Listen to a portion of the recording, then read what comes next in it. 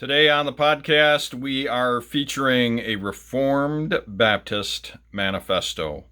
This could be very educational for folks who would like to know what do Reformed Baptists believe. Samuel Walton is someone who I consider to be one of the pioneers of the Reformed Baptist. I wouldn't even call it a denomination, I would call it a faith. A lot of Reformed Baptists will feel the same way. They'll shy away from actually calling themselves a denomination because technically they aren't a denomination. They are a faith, and they are Reformed and they are biblical. But if I were to highlight in the short amount of time that I have here, if I were to highlight and pinpoint one aspect that is the hinge of everything that Reformed Baptists believe, I would say that it is covenant theology.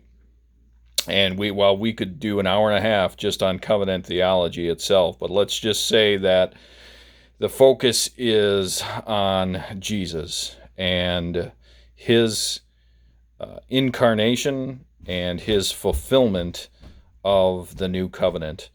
And I always like to say that the best new covenant, the best New Testament churches or the best Old Testament churches are the best New Testament churches. Well, what do I mean by that? Well, I basically mean that New Testament churches don't throw out the Old Testament. They understand the fact that the law and its relation to grace, and the fact that the Ten Commandments are still part of the Christian walk. Obedience is obviously still part of the Christian walk, but merit is not part of the Christian walk. So just understanding covenant theology, and that is really one of the main hinges that swings the door back and forth of the Reformed Baptist. So I would recommend picking this up. That's really, if you're going to be talking about that, you want to be focusing in on Jeremiah 31, which is talked about